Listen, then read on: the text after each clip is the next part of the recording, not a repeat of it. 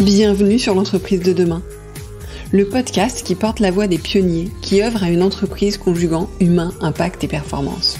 Le podcast qui inspire les DRH, les dirigeants, les managers, qui leur donne envie et les clés pour agir.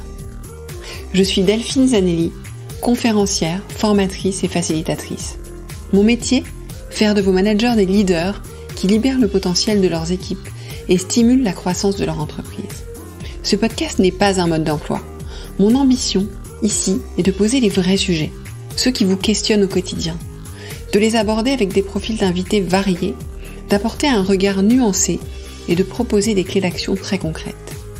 Libre à vous d'y piocher ce qui vous inspire et qui fait écho avec les problématiques que vous rencontrez dans le contexte de votre entreprise, pour faire de vos managers des leaders ou devenir le leader que vous voulez être.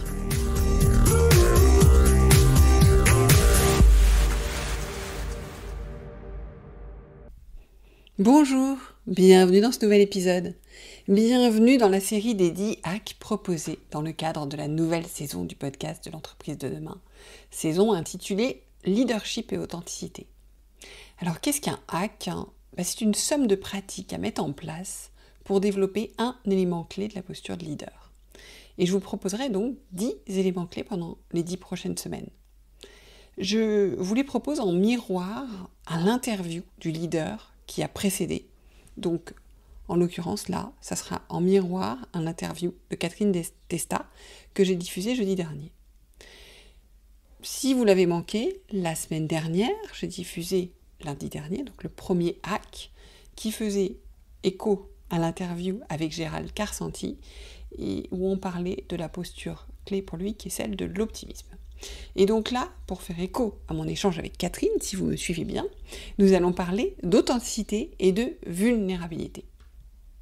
Parce que, comme le dit Catherine, plus on l'exprime soi-même, plus on laisse la place aux autres pour exprimer leur propre authenticité. Donc son expression est importante. Alors, pour commencer, on va définir un peu ce que c'est. On l'a fait avec Catherine dans l'épisode, mais je crois que c'est important d'y revenir ensemble. C'est, selon le Larousse, la congruence entre ce que l'on est, ou je ne sais plus si c'est le Larousse ou la définition de Catherine, mais enfin en tout cas, la définition que je propose, c'est la congruence entre ce que l'on est, ce l'on exprime et ce que l'on ressent. Ça nécessite d'apprendre à se connaître, on va y revenir, c'est pas quelque chose qu'on nous a appris, d'accepter nos imperfections. Ça nous aide d'ailleurs à accepter celles des autres, parce qu'en général, quand on n'accepte pas celles des autres, c'est qu'on n'accepte pas les nôtres, et donc le changement. Mais bien sûr, ce que ce n'est pas aussi, alors là, comme le dit Catherine, ce n'est pas de danser le rock'n'roll sur le bureau, c'est pas non plus de dire ce qu'on pense sans filtre, au risque de blesser l'autre. Moi, je vois des gens confondre la notion d'authenticité avec je mets les pieds sur la table et j'arrive en bourrin, etc. Non. En fait, c'est être profondément sincère, profondément soi, dans le respect de l'autre.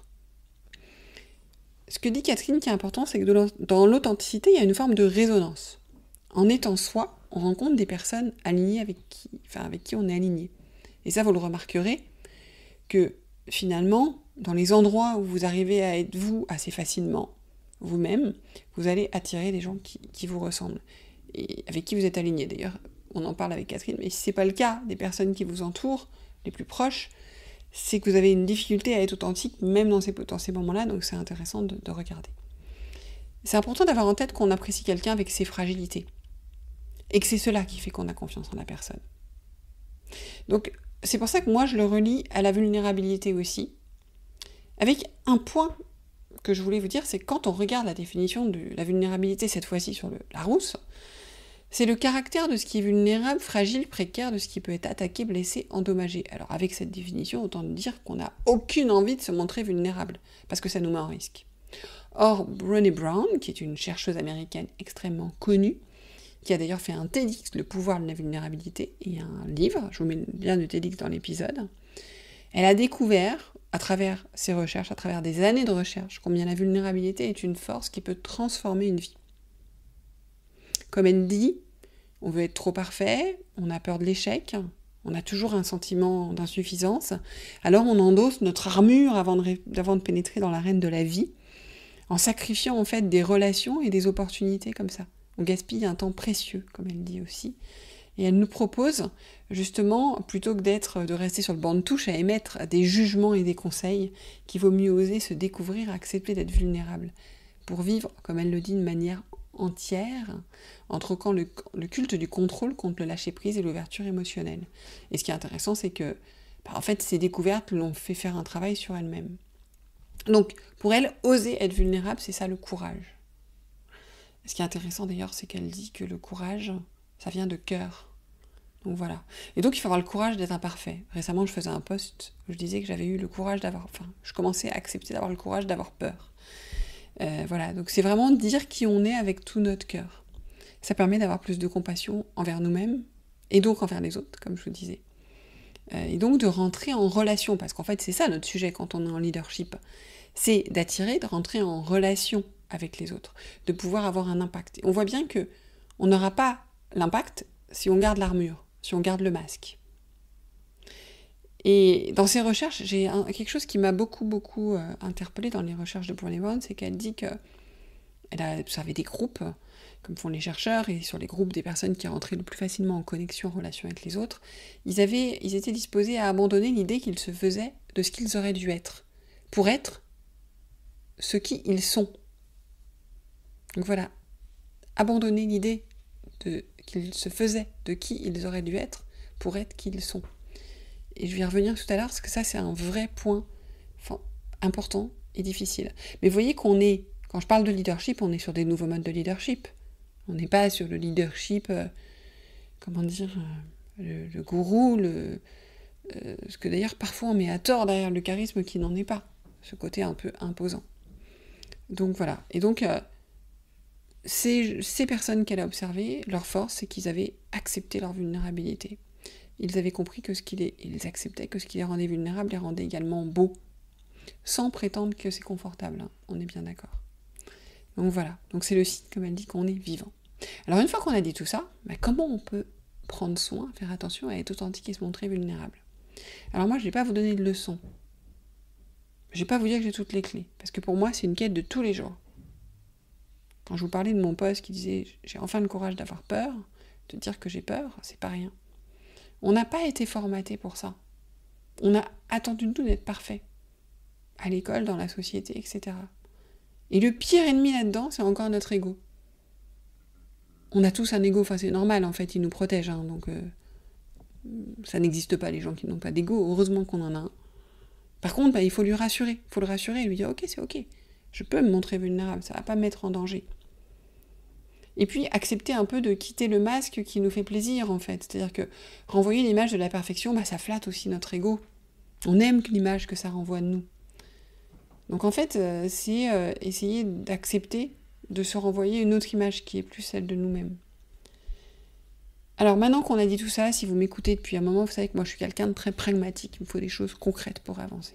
Donc je vais vous suggérer 3 exercices, dont un que je tiens d'un leader qui est passé sur le podcast. Le premier exercice pour moi qui est important, ça va être de définir le leader que vous voulez être. On parle de connaissance de soi. Donc pas celui qu'on attend que vous soyez, ou que vous pensez qu'il soit bien que vous soyez, mais celui que vous voulez être. Alors là, vous allez me dire, ah non, mais là, tu nous poses des questions, vous nous posez des questions métaphysiques. Non, pour ça, moi, je vous propose de réfléchir au moment où vous vous êtes senti pleinement vous. Vraiment, on appelle ça dans le flow, mais voilà, super bien. Ça peut être professionnellement, mais ça peut être au niveau associatif ou ailleurs, parce que c'est toujours des indicateurs hyper intéressants. Personnellement, c'est quand j'interviewe sur le podcast, quand je vous parle, comme aujourd'hui. Je me demande pas quelle règle appliquer, quelle image de joie je dois envoyer. Je suis authentiquement moi. Vous voyez d'ailleurs, je fais parfois des lapsus, je les laisse volontairement. Je suis uniquement mobilisée par mon souhait de vous aider à trouver des pistes d'action pour répondre à vos problématiques. Et de ce que je comprends, finalement, c'est ce que vous appréciez. Et c'est ce que mes invités appréciaient dans nos échanges aussi. Une autre chose où je continue à vous illustrer, où j'ai l'impression d'être le leader que je veux être, c'est quand je fais régulièrement des groupes de réflexion, de travail avec des managers que j'accompagne ou pas, avec des DRH, avec des auditeurs. Et là, quand vous venez me challenger, tout ça, je suis dans ma posture de leadership. Et pourtant, je me fais j'ouvre la porte pour me faire challenger. Mais parce que ça me fait grandir, ça me permet d'avoir plus d'impact, ça me permet de mieux comprendre vos problématiques, d'avancer, etc., etc. Et d'ailleurs, J'ai récemment fait appel dans la newsletter. J'ai récemment fait une proposition d'un groupe comme ça pour des managers. Donc si ça vous intéresse, pensez à vous abonner à la newsletter parce que j'en reparlerai. Je peux en parler ici, c'est pas le sujet. Un autre moment où je suis vraiment le leader que j'ai envie d'être, c'est quand je donne des conférences ou que j'anime des ateliers. C'est pareil. Je suis mobilisée par mon souhait de vous apporter le meilleur. Pas de vous transmettre un savoir, mais de faire naître chez vous une lumière, quelque chose en fait. De ce que je pense qui peut être le meilleur pour vous. Voilà. Donc dans ces moments-là d'ailleurs, et je le fais tout le temps, quand je suis en conférence ou autre, et là je le fais avec vous maintenant, je n'ai aucune difficulté à partager mes vulnérabilités. Alors vous, quels sont ces moments ? Essayez d'y réfléchir dans les jours qui viennent. Prenez un carnet, ou je sais pas, ouvrez une note, un Word, listez-les, scrutez-les, essayez de comprendre le contexte, ce que vous avez fait, dans quel cadre vous étiez, pour comprendre comment vous allez pouvoir le reproduire dans des contextes où il vous est plus difficile d'incarner ce leader que vous voulez être. C'est pas quelque chose que vous allez faire one shot. Moi, c'est quelque chose que je note, sur lequel je reviens souvent, que je nourris en fonction de ce que j'ai vécu, des moments où j'ai été le leader que je voulais être et des moments où il y a eu des triggers et au contraire, j'ai pas du tout été la leader que je voulais être. Me dire qu'est-ce qui m'a déclenché, qu'est-ce qui s'est passé et comment je peux continuer. Voilà. Et un exemple que je vais vous donner, où c'est difficile pour moi d'être le leader que je veux être, c'est quand je fais mes posts LinkedIn. Parce que pour moi, c'est froid, en fait. Je suis sur une plateforme. Alors en plus, on nous donne des leçons toute la journée sur le type de post qu'il faut faire. Parfois, personne ne les voit, on ne sait pas pourquoi. Enfin, c'est hyper ingrat. Et donc souvent, j'essaie de me dire, allez, c'est comme si tu étais avec ton groupe de managers ou les personnes de ton dernier atelier et tout. Qu'est-ce que tu leur raconterais ? Et de laisser parler le cœur. Parce que le cœur, c'est le courage, si vous me suivez. Voilà, tout ça, comme je vous dis, c'est de la connaissance de soi et c'est une longue quête. Alors, la deuxième façon d'y travailler, c'est ça que je tiens de Xavier Mufradji, à l'époque où il était CEO du Club Med Europe et Mina, qui depuis a fait tout un parcours. Et il me partageait un exercice qui tenait d'un ouvrage, Les 5 dysfonctionnements d'une équipe. Il disait que voilà, lui, quand il prenait une équipe, mais en fait c'est quelque chose que vous pouvez faire à tout moment, il les réunissait et il leur proposait, pour mieux se connaître, de partager des moments où ils avaient l'impression qu'ils avaient partagé de la vulnérabilité, donc des moments où ils n'avaient pas été bons, où ils n'avaient pas été le leader qu'ils voulaient être, justement, où ils avaient foiré. Et en fait, il disait, en fait, le fait je commence par moi, pour pouvoir ouvrir la voie, et c'est ce que disait Catherine tout à l'heure, dans le podcast la semaine dernière, mais j'en parlais tout à l'heure, c'est de dire, en fait, quand vous le faites, vous laissez la place à l'autre pour le faire. Donc pour montrer qu'en fait, on peut parler de ce qui ne marche pas. Mais ça peut être quelque chose que vous faites une fois par mois, que vous faites en équipe, en rituel. Ça peut être aussi une façon de démarrer des réunions de temps en temps. Et si ça fait du bien, parce qu'on se rend compte que ça ne nous affaiblit pas, au contraire. Par contre, une chose hyper importante, toujours, ça c'est un point de facilitation, c'est qu'il faut toujours poser l'objectif et le cadre. Ne partez pas comme ça. Parce qu'il ne s'agit pas de mettre des gens en posture de vulnérabilité dans le mauvais sens du terme. Donc c'est de dire, l'objectif de partager ça, c'est de pouvoir s'entraider, de pouvoir avancer ensemble. D'accord ?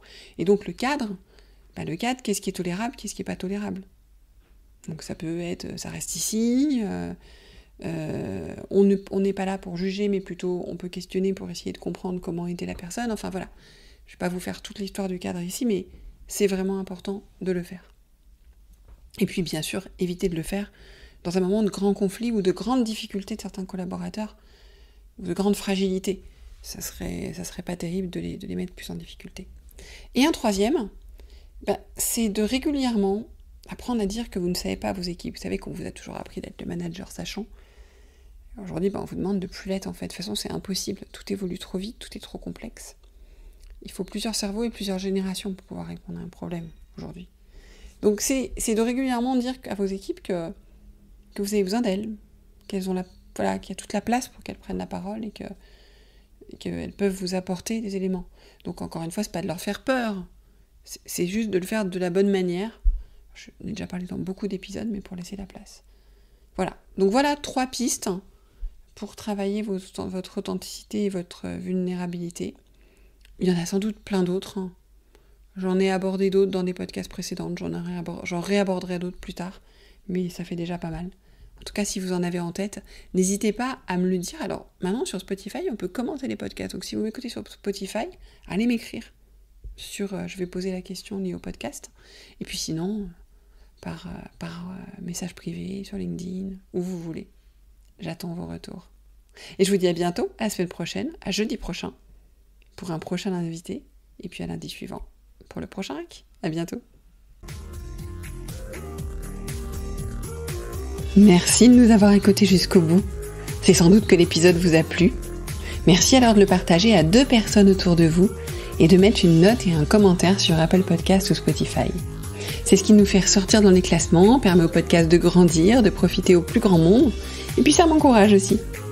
Et si ce n'est pas encore fait, abonnez-vous à la page L'entreprise de demain de LinkedIn pour ne rien manquer de l'actualité du podcast. Et à la newsletter, devenez le leader que vous voulez être pour ne rien manquer des contenus exclusifs que je vous propose.